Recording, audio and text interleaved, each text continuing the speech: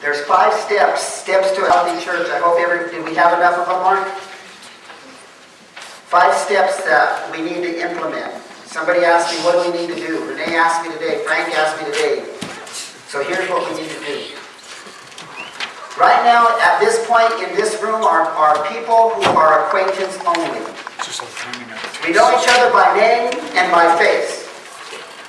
Hey, brother, how are you? God bless you. See you later. And we really mean, you know what? Whether you're here or not, it really doesn't matter. You're just an acquaintance. I can see you in a year from now, and it really won't matter. We need to move from that level of mentality of acquaintance. We need to start going into friendships. We need to become friends one with another. Church! We need to be friends one with another. Did you hear what I said? We need to be friends one with another. We've got to be each other's friends. Listen, we're going to blow it. We're going to be stinkers. We're going to make mistakes. We're going to offend each other. But we need to be friends. We need to be each other's friends. Listen, in the world, you don't have very many friends. It should not be that way in the church. We need to move from friendships into relationships. Relationships take time to develop. You have to spend time with each other. I know what it's like. Everybody, there's a certain crowd that waits for me after service, every service. And I love that they wait for me, but do you know how my heart bleeds that some of you don't wait? And I can only be a pastor at a certain level, but I can't be your friend. It hurts me that I don't see groups of you going out together, spending the afternoon together, doing something. Friendship must take place if we're going to see a change. I don't want to see souls come in until I know that there's a possibility for them to create friendships here. By the way, if we ever grow beyond where we're at now to where we start another church, this pattern should apply at another church. We need to move from friendships into relationships and from relationships into trust. The goal here is we're aiming at covenant. When you're in covenant, it's hard to break covenant.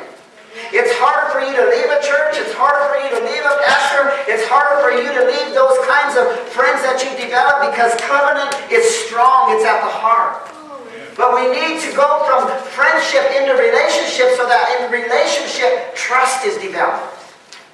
You see, you won't trust each other. You can look at each other in the eye, but you don't trust each other.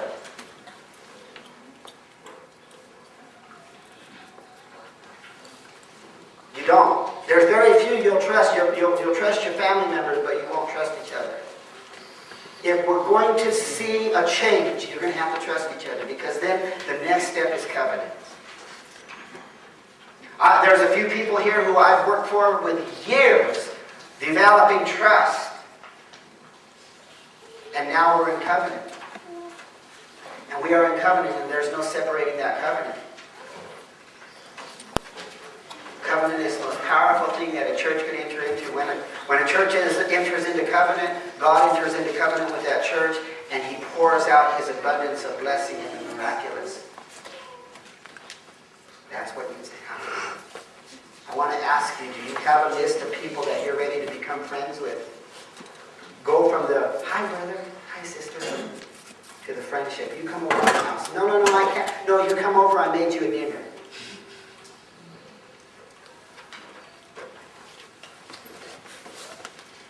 The place where you're spending maybe 3 or 4 times a week with each other. Bible studies, spontaneous Bible studies, things that create life. You say, I don't have time for it. Well, I'm telling you, you're going to have to make time. You can't afford not to do this. Wednesday night we had 8 people here. Friday night at our Bible study we had maybe 6 people. We started off with 20. Everybody knows I have a Bible study every 2 weeks. I don't know where you're at. And I don't know why you don't come, but I tell you this, we've made food, we've made goodies, but the fact of the matter is, do you want to be committed to this fellowship or not? Is your days really that bad, church? Are your days really that bad? You know what? You ask my boss, he's sitting over there, you ask him what kind of days I have, plus I pastor a church. There's no day that's that bad. There's no day that's bad. In fact, what Sister said this morning, the only way that I've been able to make it is that I've been talking to people. I've been calling them on the phone. We're going to have to go beyond where we're at now.